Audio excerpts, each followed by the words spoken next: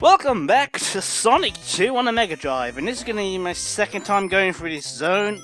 Already had a perfect run, had no outtakes. We're going through it again because commentary is lackluster,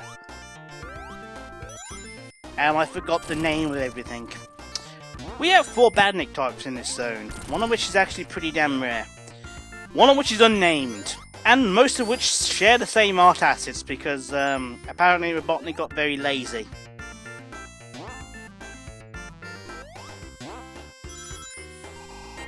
Anywho, we have this enemy type here, who is completely invulnerable.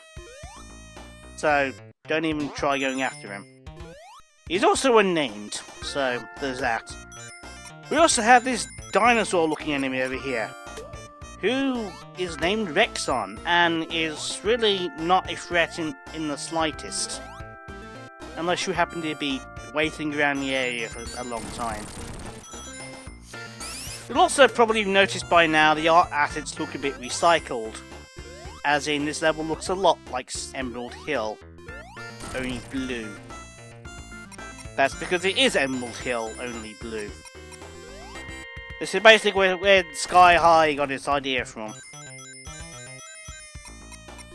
However, this is definitely a more interesting level than Sky High.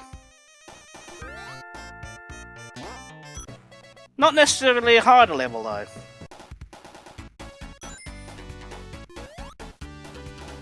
The stage introduces the earthquake sections, which are basically the screen forcing you upwards for a set period of time.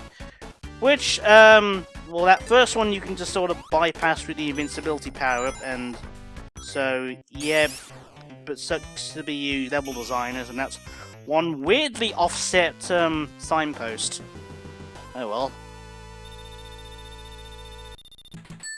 The one in Act 2 is a bit more interesting.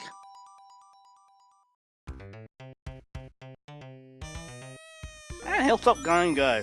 We've still only met 3 of our 4 Badnik types, and certainly the one with the cone on its head is called Spiker, and he's pretty much very ineffective at being a Badnik.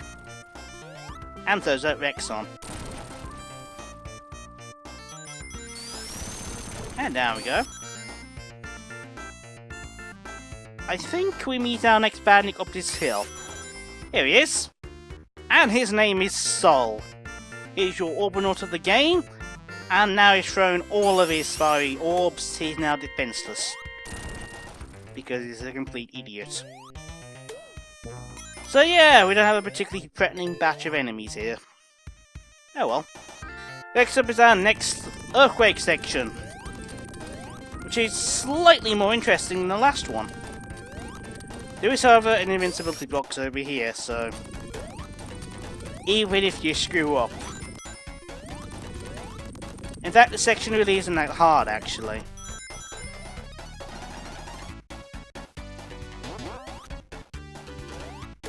What the invincibility box is really good for is just this section here where the spike is on the ceiling, and it can be fairly easy to go into them or spring out there, but they're still not a threat. And I think we've nearly done with Act 2, actually. If memory serves, Robotnik's just round the corner. Yes, yes he is. And this is Submarine Eggman. So let's take him on, shall we?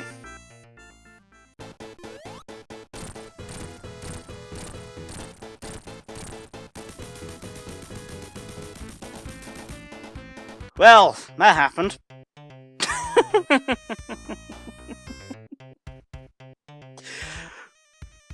That was Hilltop Zone, folks.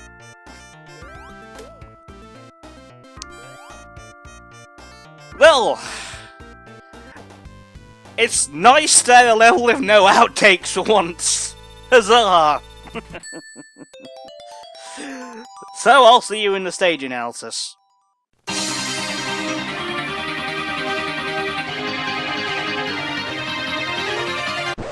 No contest.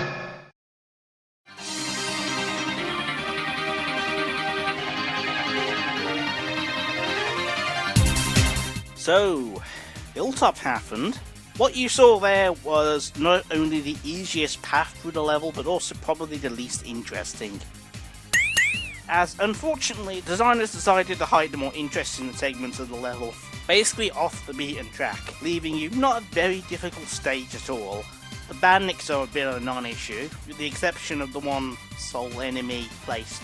Okay, I don't even need an issue. There's no issues with the zone, it's easy. It's easy. Could have easily been zone 2 and you still wouldn't have thought any different. And then there's the boss. Now, the only reason the boss is getting a rating of 1 is because it is entirely possible for you to bugger up the last hit and fall into the lava, if you're incompetent. But after that sheer stroke of genius he had in the previous level where the machine was actually floating high and it was actually armed to the teeth, Submarine Eggman, despite actually having attacks you're never going to see, is not armed to the teeth, and he's therefore, it's just there. So, one of the fastest Eggman battles next to chemical plants, and it can be, as I said, it can be hard. Sometimes you can bugger up the last hit and fall into the lava, but that is incredibly unlikely. And particularly if you've got the shield, you're not going to lose your rings. Hell, it's even easier if you're playing as Sonic and Tails, you can just have Tails take out the boss, and there's no threat. So, Submarine Eggman is definitely one of his worst machines. This is a rubbish boss, by any stretch of the imagination. Okay, as I said, the harder sections of the level are actually hidden off in the other paths, which are not only difficult to get to, but also more interesting.